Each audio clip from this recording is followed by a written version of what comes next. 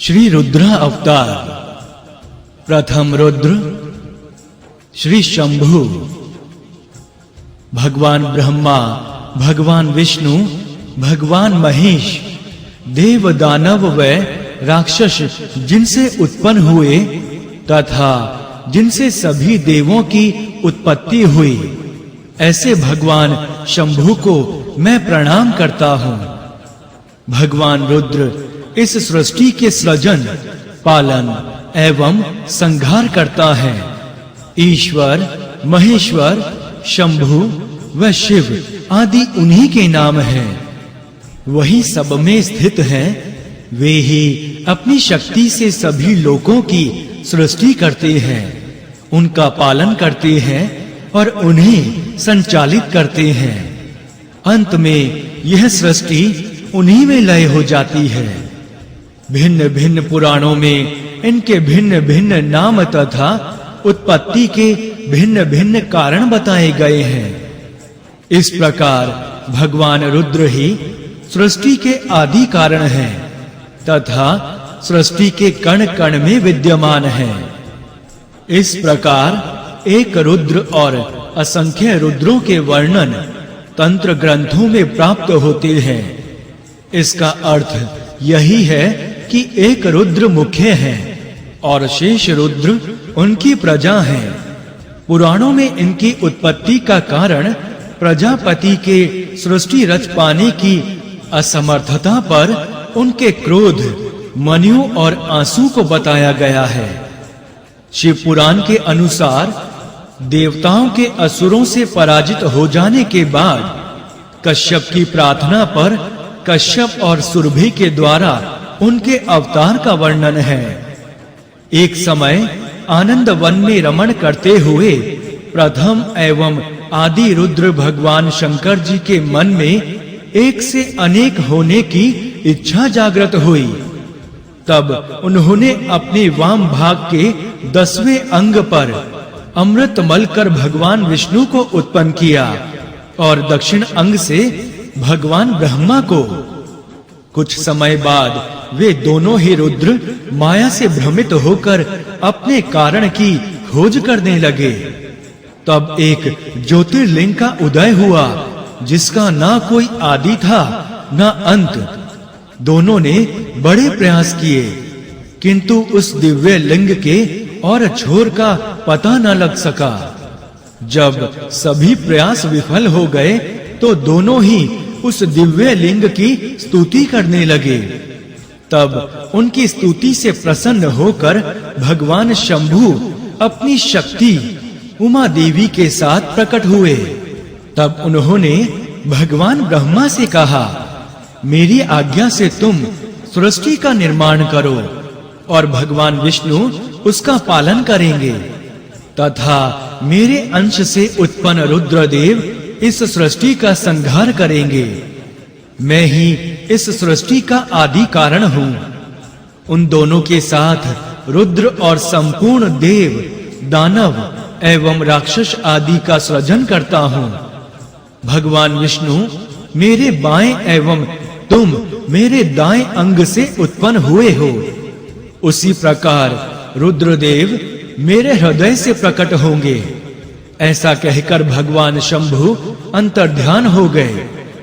रुद्र अवतार भगवान शंभु की जय। विग्रह दर्शन।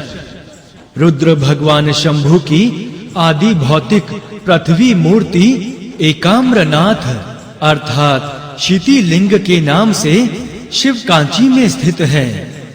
इस दिव्य विग्रह पर जल नहीं चढ़ाया जाता बल्कि इसे चमेली के तेल से स्नान कराया जाता है। प्रत्येक सोमवार को भगवान शंभु की सवारी निकाली जाती है। भगवती मां पार्वती ने शिवकांची में इस क्षिति लिंग की प्रतिष्ठा करके शंभु रुद्र की उपासना की थी। इस लिंग के दर्शनों का यह फल है कि इसके दर्शन मात्र से ऐश्वर्य, सिद्धि एवं अक्षय कीर्ति की प्राप्ति होती है। द्वितीय रुद्र पिनाकी। क्षमा रूपी रथ पर आरूढ़ ब्रह्म सूत्र से समन्वित चारों वेदों को धारण करने वाले भगवान पिनाकी को मैं भजता हूँ। जब मैंने और श्री विष्णु ने शब्दमय शरीरधारी भगवान रुद्र को नमस्कार किया, तब हमें ओंकार जनित मंत्र का साक्षात्कार हुआ। इसके उपरांत ओम तत्वमसि यह महावाक्य दृष्टि गोचर हुआ। तत्पश्चात संपूर्ण धर्म एवं अर्थ के साधक गायत्री मंत्र का दर्शन हुआ। इसके बाद मुझ ब्रह्मा के भी अधिपति करुणा निधान भगवान पिनाकी प्रकट हुए। चारों वेद रुद्र अवतार भगवान पिनाकी के ही स्वरूप हैं। भगवान पिनाकी के प्रकट होने पर भगवान विष्णु ने प्रिय वचनों द्वारा उनकी स्तुति की। इस पर भगवान पिनाकी प्रसन्न हो गए एवं उन्होंने श्वास रूप से श्री भगवान विष्णु को वेदों का उपदेश किया। तत्पश्चात श्री हरि को उन्होंने अपना गुह ज्ञान प्रदान किया। इसके बाद उन परमात्मा पिनाकी ने मुझे भी वह ज्ञान प्रदान किया। वेदादि का ज्ञान प्राप्त कर हमने कृतार्थ होकर पुनः पिनाकी रुद्र को नमस्कार किया। तब भगवान पिनाकी रुद्र ने भगवान नारायण देव से कहा, मैं तुम दोनों की भक्ति से प्रसन्न हूँ और तुम्हें मनोवांछित वर देता हूँ। विष्णु उत्पत्ति, स्थिति और संहार, लय रूप, गुणों और कार्यों के भेद से मैं ही ब्रह्मा, विष्णु और रुद्र नाम धारण करके तीन स्वरूपों में विभक्त हुआ हूँ। वास्तव में मैं सदा निष्कल संपूर्ण ब्रह्म हूँ। त्रिदेवों में कोई भेद नहीं है। भेद मानने वाले अवश्य ही बंधन में पड़ते हैं। मैं ही सत्य, ज्ञान एवं अनंत ब्रह्म हूँ। ऐसा जानकर सदा मेरे यथार्थ रूप का चिंतन करना चाहिए। इस प्रकार अपने दूसरे स्वरूप पिनाकी रुद्र ने ब्रह्मा एवं विष्णु को वेदों का उपदेश दिया और अंतर्ध्यान हो गए। रुद्र अवतार भगवान पिनाकी की जय। विग्रह दर्शन। रुद्र अवतार पिनाकी भगवान की जल मूर्ति चेन्नई प्रांत के त्रिचिन्नापाली स्थित श्री रंगम से 1 मील की दूरी पर स्थित है। इसे जल तत्व लिंग या जम्बुकेश्वर लिंग के नाम से जाना जाता है। लिंग के नीचे से बराबर जल ऊपर आता रहता है। इस मंदिर के पार्श्व में एक जामुन का प्राचीन वृक्ष है। इसी वृक्ष के कारण इसका नाम जम्बुकेश्वर पड़ा। जम्बुकेश्वर नाम पड़ने की एक कथा और भी है। इस वन में बहुत से जामुन के वृक्ष थे। एक ऋषि यहाँ भगवान शिव की आराधना किया करते थे। उनकी कठोर तपस्या से प्रसन्न होकर ही भगवान शंकर ने उन्हें दर्शन दिए और उन्हीं की प्रार्थना करने पर दूसरे रुद्र की जल मूर्ति के रूप में यहाँ प्रतिष्ठित हो गए। इसी जल मूर्ति की आराधना करके ही आद्य शंकराचार्य, जिन्होंने वैदिक धर्म की पुनः स्थापना की, ये ज्ञान प्राप्त किया था। इसका दर्शन पूजन करने वाला मृत्यु भय से मुक्त होकर धर्म का आचरण करता हुआ परम मुक्ति को प्राप्त करता है। तृतीय रुद्र गिरीश। कैलाश के उच्चतम शिखर पर मणि मंडप के मध्य में स्थित मां पार्वती के प्राण वल्लभ भगवान गिरीश सदा हमें आनंद प्रदान करें। शैवागम के अनुसार भगवान के तीसरे रुद्र का नाम गिरीश है। इनका निवास कैलाश पर्वत के शिखर पर बताया गया है। उनकी संपूर्ण लीलाएं कैलाश पर संपन्न होने के कारण कैलाश पर्वत उन्हें विशेष प्रिय है। कैलाश पर्वत पर भगवान रुद्र के निवास के दो कारण हैं। पहला कारण अपने भक्त तथा मित्र कुबेर को उनकी पुरी अलकापुरी के निकट रहने का दिया गया वरदान है, और दूसरा कारण है उनकी प्राण वल्लभा उमा का गिरिराज हिमवान के यहाँ अवतार होना।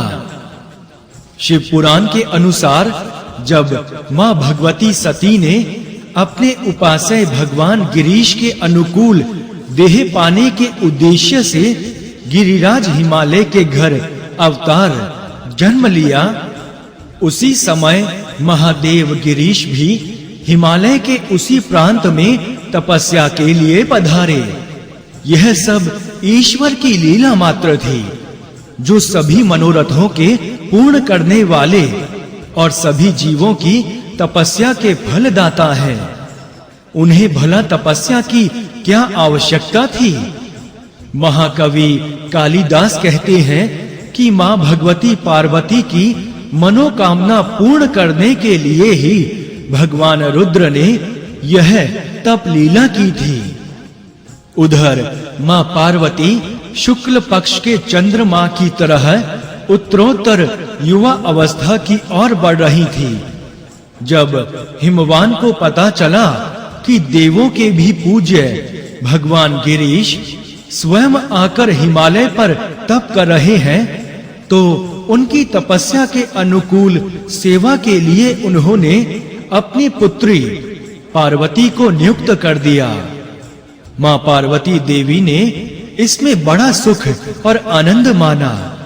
वे स्वयं रुद्र की पूजा के लिए फूल चुरा कर लाती, अपने हाथों से आसन और वेदिका की सफाई करती थीं, जल और कुशा आदि का संग्रह करती थीं।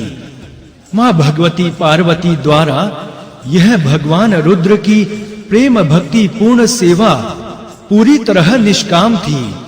इसमें लेश मात्र भी कामना नहीं थी।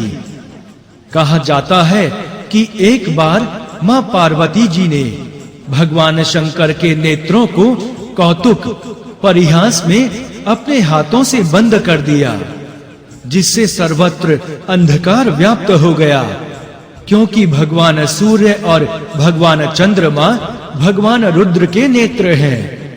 इस अंधकार से सृष्टि के संपूर्ण प्राणियों के प्राण संकट में पड़ गए। इसके बाद माता पार्वती जी ने प्रायश्चित करने के लिए शिव कांची एवं अरुणाचल में कठोर तपस्या की।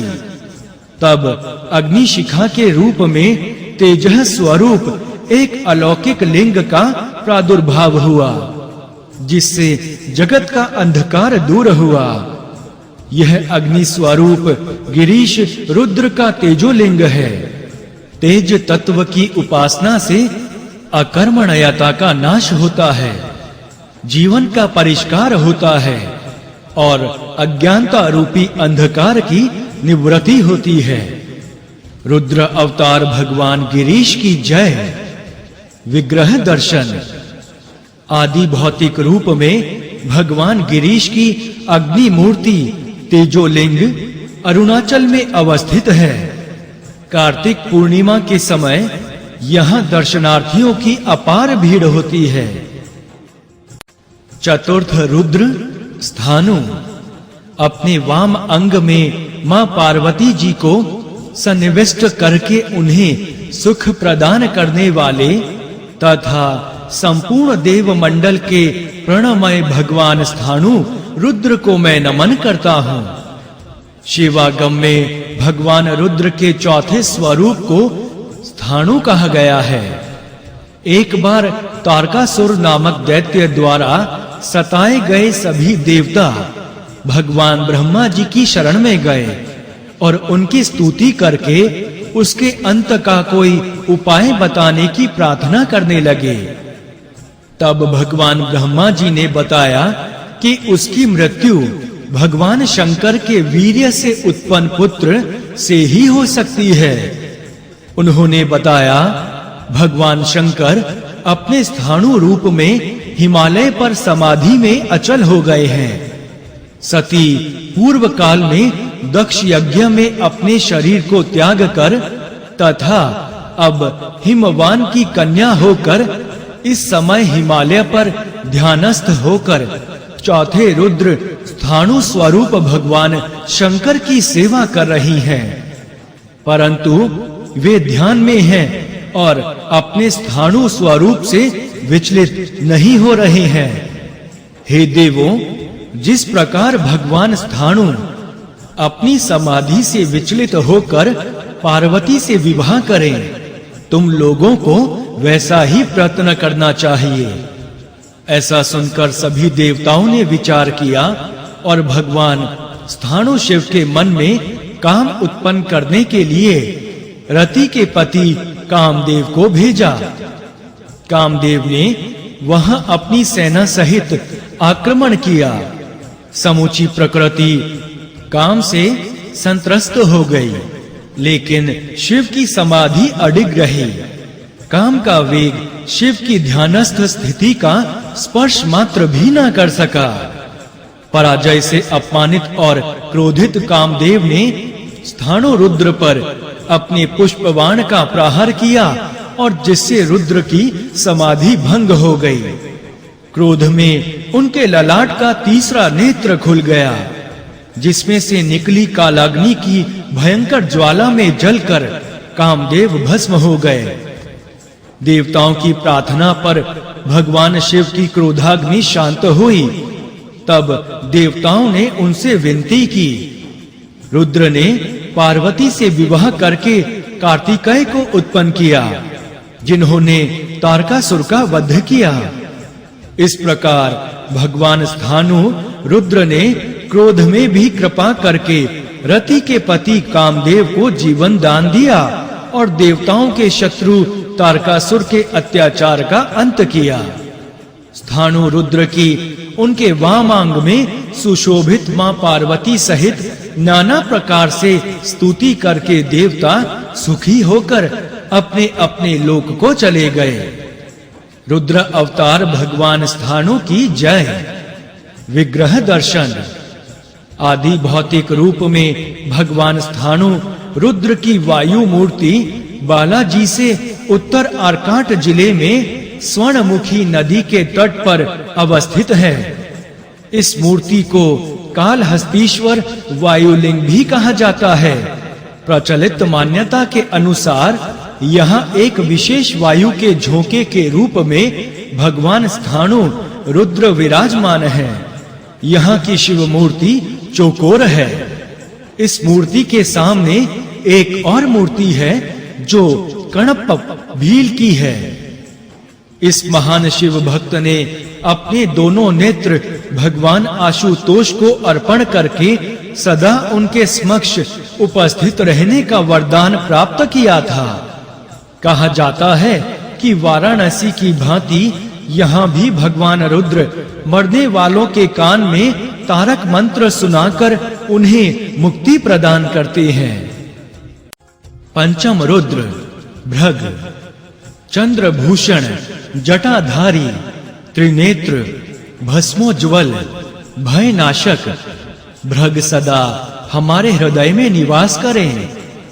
शैवागम के अनुसार भृग पांचवें रुद्र हैं। इन्हें भय विनाशक कहा गया है। यह संसार को शीघ्रातिशीघ्र दुख और भय से मुक्त करने वाले हैं।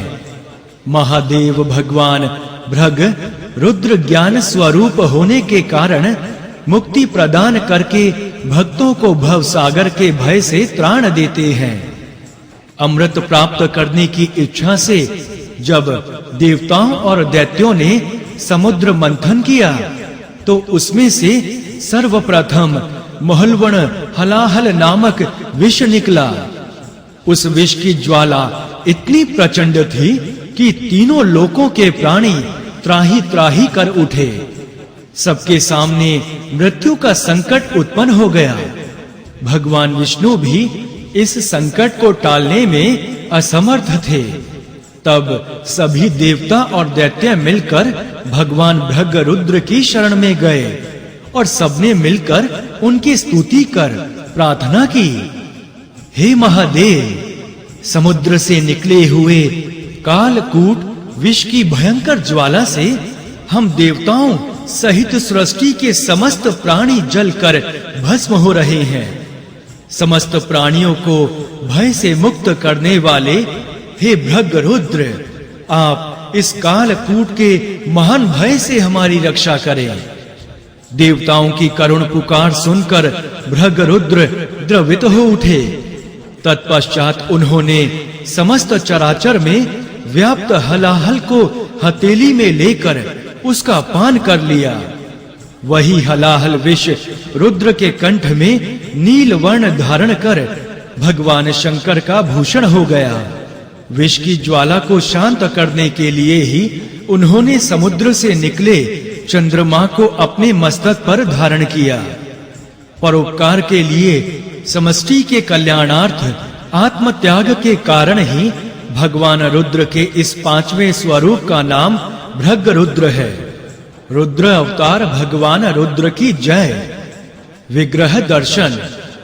भगवान भृग रुद्र की आदि भौतिक आकाश मूर्ति आकाश लिंग रूप में चिदंबरम में कावेरी नदी के तट पर स्थित है।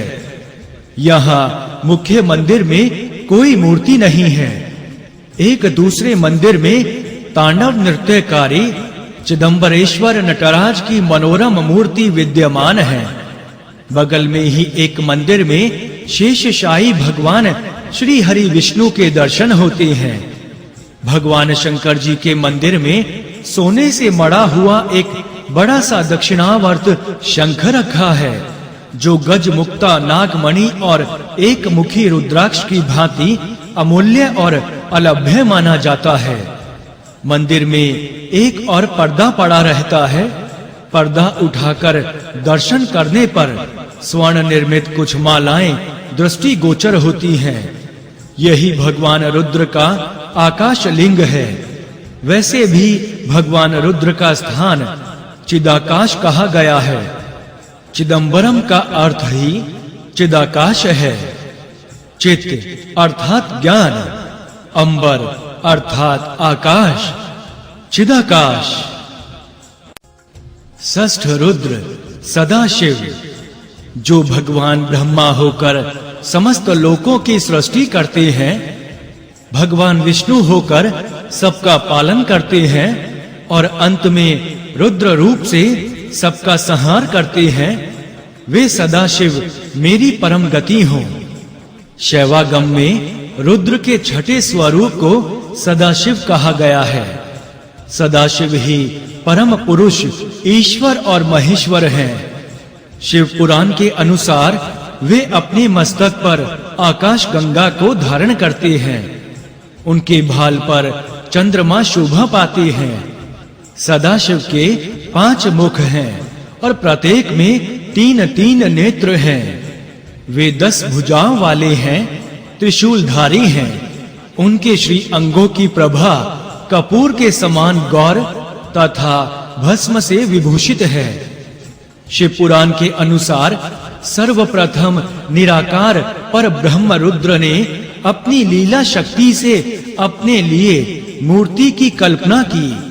वह मूर्ति संपूर्ण ऐश्वर्य गुणों से संपन्न, सबकी एकमात्र वंदनीय शुभ स्वरूपा, सर्वरूपा तथा संपूर्ण संस्कृतियों का केंद्र थी।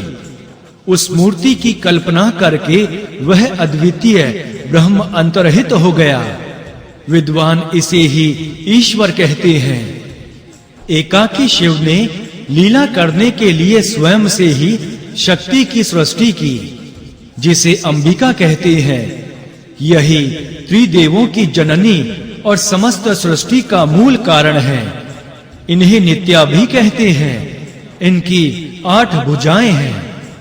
पृथ्वी, जल, तेज, वायु और आकाश के साथ मन, बुद्धि, अहंकार, इन 8 तत्वों वाली यह प्रकृति, ये 8 तत्व मानो इनके हाथ हैं।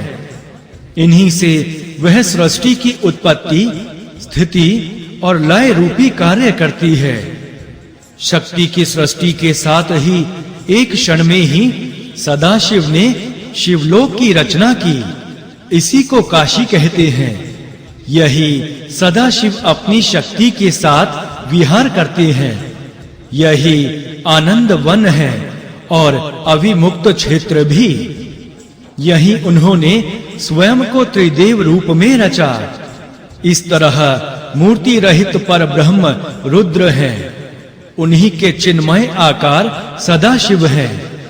भगवान सदाशिव स्वयं ही ब्रह्म होकर सृष्टि का सृजन, भगवान विष्णु बनकर सृष्टि का पालन एवं भगवान रुद्र रूप में सृष्टि का संहार करते हैं।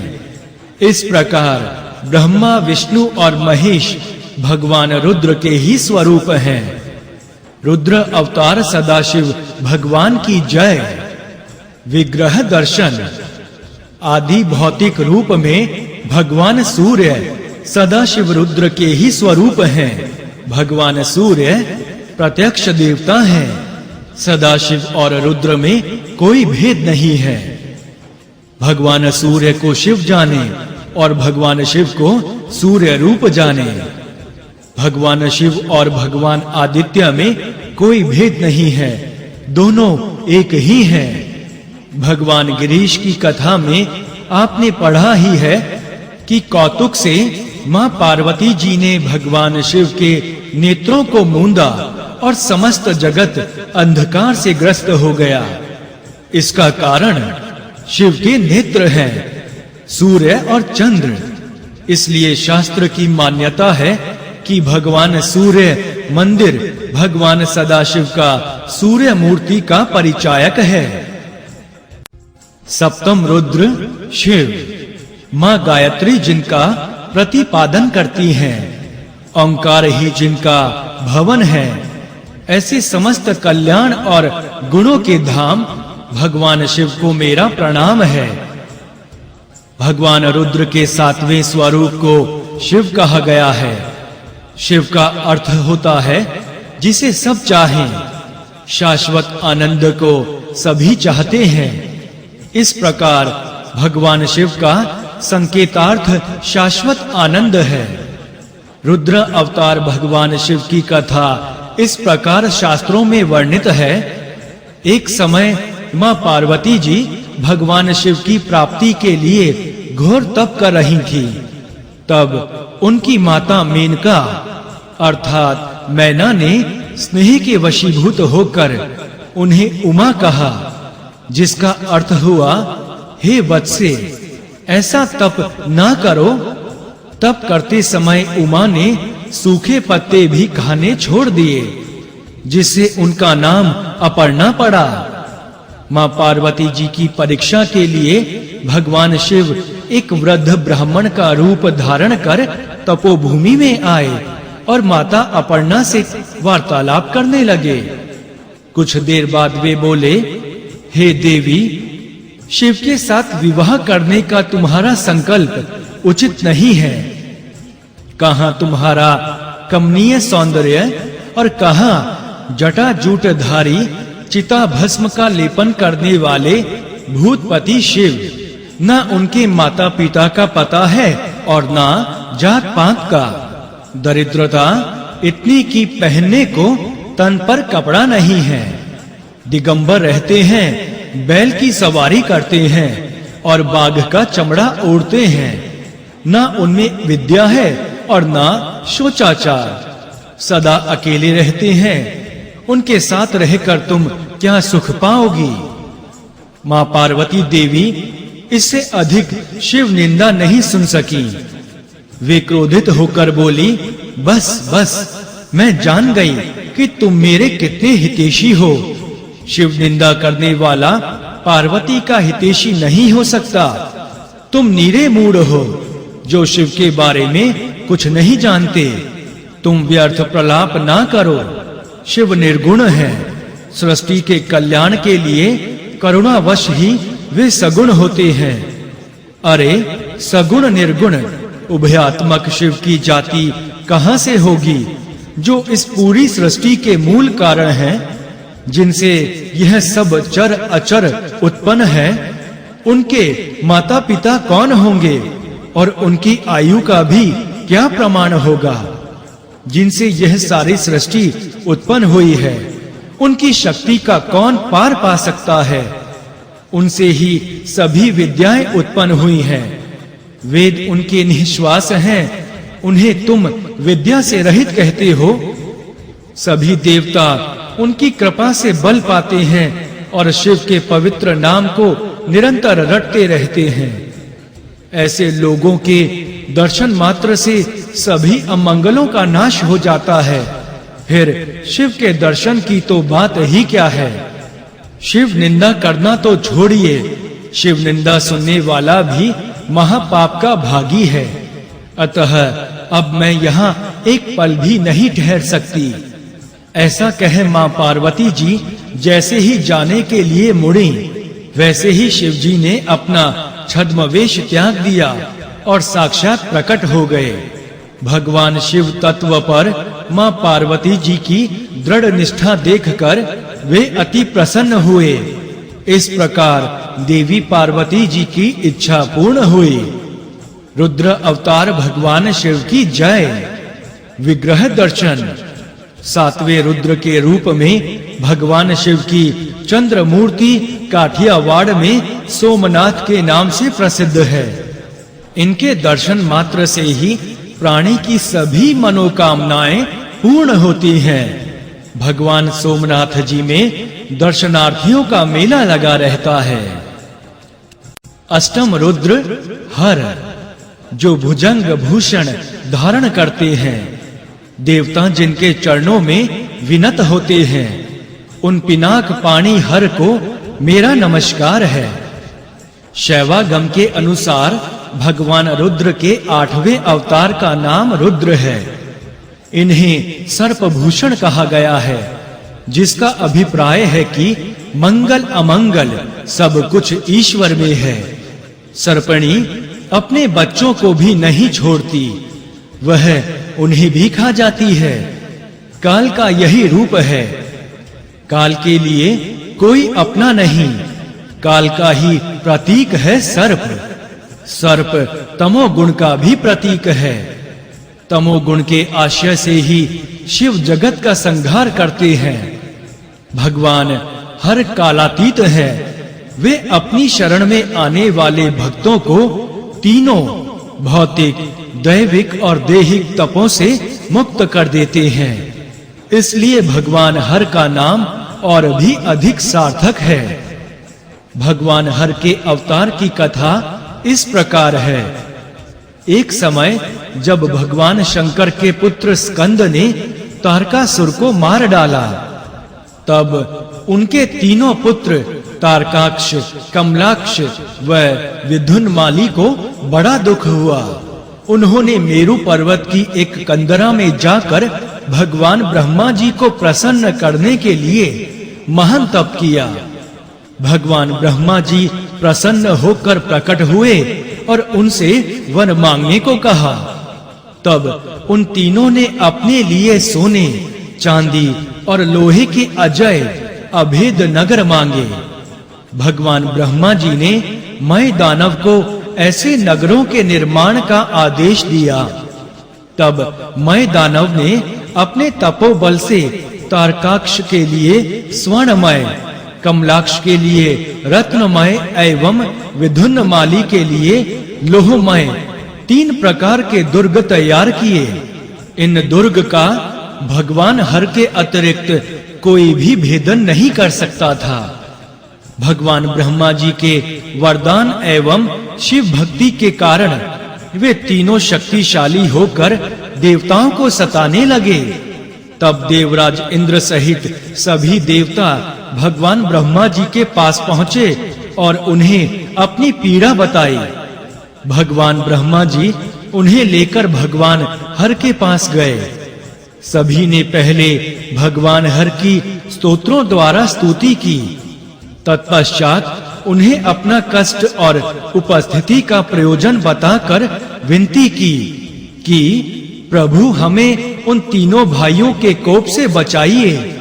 तब शिवरूप भगवान हर ने कहा, हे देवताओं, मैं तुम्हारे कष्टों से परिचित हूँ, किंतु फिर भी मैं उन तीनों का वध नहीं कर सकता, क्योंकि वे तीनों असुर मेरे भक्त हैं।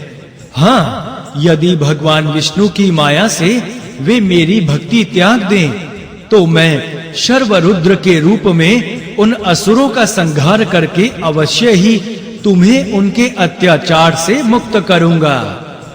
भगवान शिव और भगवान विष्णु के एक रूप होने की पुष्टि शास्त्रों द्वारा स्थान स्थान पर की गई है। दोनों के संयुक्त विग्रह हरि हर रूप की स्तुति देवताओं ने दोनों को अभिन्न रूप में स्वीकार करते हुए ही की है। इस प्रकार भगवान शिव और भगवान विष्णु भिन्न होते हुए भी अभिन्न हैं। रुद्र अवतार भगवान हर की जय। विग्रह दर्शन। 8वें रुद्र अवतार भगवान हर की मूर्ति काठमांडू नेपाल में भगवान पशुपतिनाथ के नाम से विख्यात है। इसे यजमान मूर्ति कहते हैं।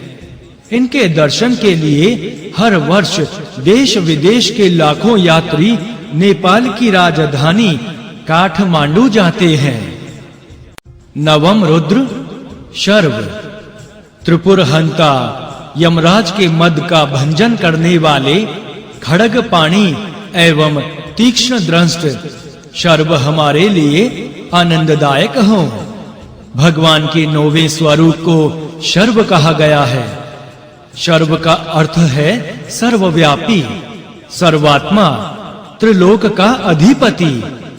त्रिपुर का संहार करने के लिए यह सर्वदेवमय रथ पर सवार होकर चले थे। इस कारण भी ये शर्वरुद्र कहलाते हैं। जब देवतागण तारकासुर के पुत्रों से भयभीत होकर भगवान हर के पास गए, तो भगवान ब्रह्मा जी सहित सभी देवताओं ने भगवान रुद्र की स्तुति की। हे प्रभु, आप देवताओं के सार्वभौम सम्राट होने के कारण शर्व हैं। श्री हरि समेत समस्त देवता और यह जगत आपका कुटुंब है। श्री हरि आपके युवराज हैं, अर्थात अभिन्न रूप होने के कारण उत्तराधिकारी हैं और भगवान ब्रह्मा आपके पुरोहित हैं, क्योंकि शास्त्र विहित कर्मों का विधान करने वाले हैं वे। इंद्र आपकी आज्ञा से देवलोक पर शासन कर रहे हैं, इसलिए वे आपके मंत्री हैं। समस्त देवता आपके निर्देशानुसार आपकी आज्ञा का पालन करते हुए अपने अपने कार्यों में रत हैं। हे शर्व, हम आपके हैं, आपकी शरण में हैं, आप हमारी रक्षा करें। इस पर भगवान हर ने कहा, हे ब्राह्मण, आप मुझे देवताओं का अधिपति सम्राट कह रहे हैं, किंतु मेरे पास तो ना दिव्य रथ है, ना सारथी, ना ही उत्तम अस्त्र शस्त्र है। मैं उन दैत्यों का वध किस प्रकार करूंगा? यह सुनकर सभी देवों ने मंत्रणा की और तब भगवान ब्रह्मा जी की आज्ञा से भगवान विश्वकर्मा ने एक सर्वदेवमय रथ का निर्माण किया। उस रथ के दाएं चक्र पहिए में भगवान सूर्य थे और बाएं में चंद्रमा। 6 ऋतुएं उस चक्र की नेमी बनी। अंतरिक्ष अग्रभाग हुआ और मंद्रांचल को बैठने का स्थान बनाया गया। श्रद्धा उस रथ की चाल बनी। संवत्सर उस रथ का वेग तथा पंचभूत उसका बल हुए। वेद के 6 अंग उसके भूषण तथा शेषनाग की रस्सी बनी। पुष्कर आदि तीर्थ उसकी पताकाएं व समुद्र उसका वस्त्र बने। चारों वेद उस रथ के अश्व बने। भगवान ब्रह्मा जी सारथी बने। गंगा आदि सभी पवित्र नदियां श्रेष्ठ स्त्रियों के रूप में रथ में चमर डुला रही हैं। हिमालय का धनुष और नागराज की प्रत्यंचा बनाई गई। भगवान विष्णु बाण एवं अग्नि उस बाण की नोक बने। तात्पर्य यह है कि ब्रह्मांड की संपूर्ण वस्तुएं उसमें उपस्थित थीं।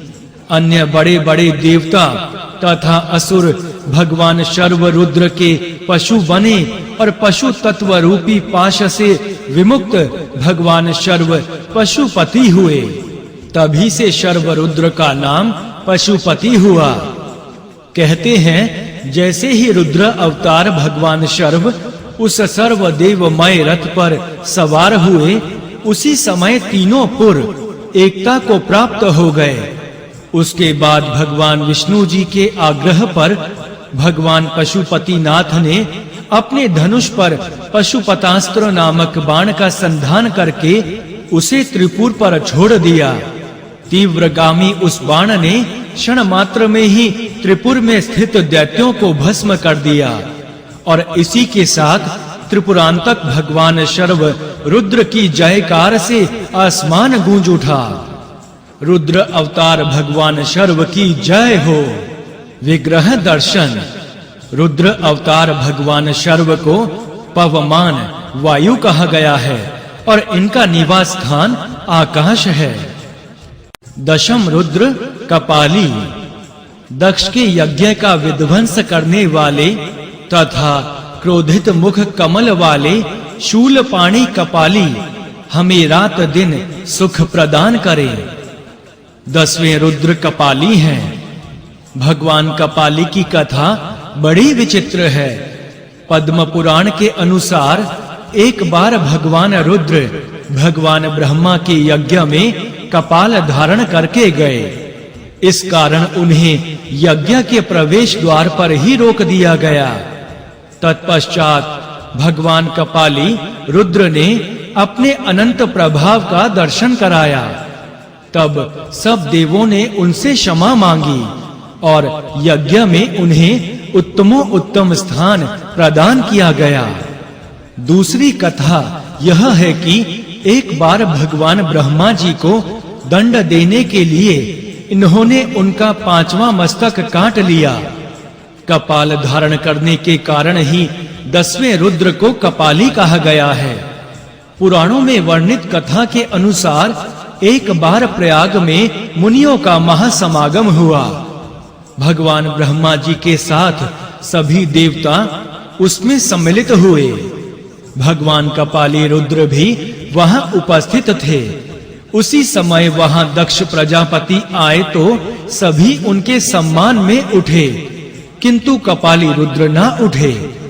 वे दक्ष के दामाद थे, अतः दामाद को अभिवादन ना करते देख उन्होंने रुद्र को यज्ञ में भाग ना मिलने का शाप दिया तथा क्रोधित अवस्था में ही सभा से उठकर चले गए। कुछ समय बाद भगवान कपाली रुद्र को अपमानित करने के उद्देश्य से हरिद्वार के कनखल नामक स्थान पर दक्ष ने एक बड़ा भारी यज्ञ किया, जिसमें भगवान रुद्र को छोड़कर सभी को आमंत्रित किया गया। माता सती जी ने अपने पिता द्वारा किए जा रहे यज्ञ में जाने की भगवान रुद्र से अनुमति मांगी। भगवान ने समझाया कि बिना बुलाए जाना उचित नहीं, मगर माता सती नहीं मानी। उन्होंने हट नहीं छोड़ा। भगवान महादेव ने उन्हें जाने की आज्ञा दे दी। वहां जाकर माता सती ने देखा कि यज्ञ में रुद्र का भाग तो है ही नहीं। यह देखकर उन्हें बड़ा क्रोध आया। उन्होंने वहां उपस्थित सभी ऋषि मुनियों और यज्ञाचार्यों की जमकर भर्त्सना की। जब इतने से भी उनका क्रोध शांत ना हुआ तो दक्ष से उत्पन्न अपने उस शरीर को उन्होंने योगाग्नि में भस्म कर डाला। इधर जब भगवान कपाली रुद्र को यह दुखद समाचार मिला तो उनके क्रोध की सीमा ना रही। उन्होंने अपनी जटा में से एक बाल उखाड़कर पत्थर पर पटका, जिससे उसके 2 टुकड़े हो गए। उस एक टुकड़े में से अग्नि के समान प्रलयंकर वीरभद्र प्रकट हुए और दूसरी से महाकाली। इन दोनों ने भगवान कपाली रुद्र की आज्ञा पर दक्ष के यज्ञ का विध्वंस कर दिया। वीरभद्र ने दक्ष के सिर को काटकर महाकाली को दे दिया। महाकाली ने उसे यज्ञ कुंड में फेंक दिया। फिर दोनों रुद्र कपाली के पास वापस चले गए। बाद में देवताओं तथा भगवान ब्रह्मा विष्णु आदि ने रुद्र कपाली की स्तुति करके उनसे दक्ष के अपराध को क्षमा कर देने की विनती की। भगवान कपाली ने स्तुति से प्रसन्न होकर दक्ष के सिर पर बकरे का सिर लगाकर उन्हें पुनर्जीवित किया। रुद्र अवतार भगवान कपाली की जय हो। विग्रह दर्शन। भगवान कपाली रुद्र के आदि भौतिक स्वरूप को पावक अग्नि कहा जाता है। एकादश रुद्र भव। योगेंद्र जिनकी चरण वंदना करते हैं, जो द्वंद्वों से अतीत तथा भक्तों के आश्रय हैं तथा जिनसे वेदांत का प्रादुर्भाव हुआ है, मैं उन भव की शरण ग्रहण करता हूं। भव यह भगवान रुद्र के 11वें स्वरूप का नाम है। संपूर्ण सृष्टि के कण कण में वे इसी रूप में व्याप्त है। भगवान रुद्र का यह 11वां स्वरूप जगत गुरु के रूप में वंदनीय है। इन्होंने ही वेदांत और योग का उपदेश देकर आत्म कल्याण का मार्ग प्रशस्त किया है। इनकी कृपा के बिना प्राणी का विद्या, योग, ज्ञान, विज्ञान व भक्ति आदि के रहस्य को समझना असंभव है। भगवान रुद्र ही सधोजात, वामदेव, तत्पुरुष, अघोर और ईशान रूप में 5 कल्पों में अवतार लेकर भगवान ब्रह्मा एवं 4 शिष्यों को आदि गुरु के रूप में योग शास्त्र का उपदेश देते हैं। विभिन्न कल्पों के प्रत्येक द्वापर में भी भगवान रुद्र प्रकट होकर अपने 4 शिष्यों को योग माया का प्रवर्तक बनाते हैं। श्वेत लोहित नामक 19वें कल्प में जब भगवान ब्रह्मा जी पर ब्रह्म का ध्यान कर रहे थे, उसी समय श्वेत और लोहित वर्ण वाला शिखाधारी कुमार उत्पन्न हुआ। भगवान ब्रह्मा जी ने पर ब्रह्म रुद्र समझकर उनकी वंदना की। वे समझ गए कि यही सधोजात कुमार रुद्र हैं। ठीक उसी समय श्वेत वर्ण वाले 4 और कुमार वहां प्रकट हुए। उनके नाम सुनंद, नंदन, विश्वनंद और उपनंद थे। सधोजात भगवान भवरुद्र ने प्रसन्न होकर भगवान ब्रह्मा जी को ज्ञान एवं सृष्टि रचने की शक्ति प्रदान की। फिर भगवान ब्रह्मा जी द्वारा उन 4 कुमारों को योग ज्ञान का उपदेश मिला। वे सभी योग निष्ठ महात्मा होकर योग मार्ग के प्रवर्तक हुए। रक्त नामक 20वें कल्प में भगवान ब्रह्मा जी का शरीर रक्त वर्ण का हो गया। तब भगवान ब्रह्मा जी ने पुत्र की कामना से ध्यान लगाया तो रक्त वर्णधारी वामदेव नामक रुद्र प्रकट हुए। तत्पश्चात विरजा, विवाह, विशोक एवं विश्वभावन नामक 4 कुमार प्रकट हुए। उस अवसर में भवरुद्र का नाम वामदेव था। पीतवासा नामक 21वें कल्प में जब भगवान ब्रह्मा का पुत्र कामना से ध्यानावस्थित थे, तब पीतांबरधारी तत्पुरुष नाम से अवतरित होकर भवरुद्र ने उन्हें ज्ञानोपदेश दिया। भगवान तत्पुरुष के साथ ही उनके पार्श्व भाग से उन्हीं की तरह 4 पीत वसनधारी कुमार प्रकट हुए, जो योग मार्ग के आचार्य हुए। शिव कल्प में ध्यानस्थ भगवान ब्रह्मा के सामने भवरुद्र का फिर से प्राकट्य हुआ। वे काले वर्ण के थे और नाम था अघोर। उनके पार्श्व से उन्हीं की भांति श्याम वर्ण वाले 4 तेजस्वी कुमार प्रकट हुए। वे सभी अघोर नामक योग के प्रवर्तक हुए। इस प्रकार विश्व रूप कल्प में ध्यानस्थ भगवान ब्रह्मा के समक्ष ईशान नाम से प्रकट होकर भगवान ब्रह्मा को ज्ञानोपदेश के साथ प्रकट हुए 4 कुमारों को भवरुद्र ने योगाचार्य बनाया। इस प्रकार प्रत्येक कल्प में प्रकट होकर भगवान रुद्र ज्ञान और योग की स्थापना करते हैं। रुद्र अवतार भगवान भव की जय। विग्रह दर्शन। भगवान भव रुद्र संसार के कण कण में व्याप्त है। अतः व्यक्ति को चाहिए कि प्रत्येक व्यक्ति प्रत्येक जड़ संगम में उन्हें स्थापित जानकर कुकर्मों से दूर रहे।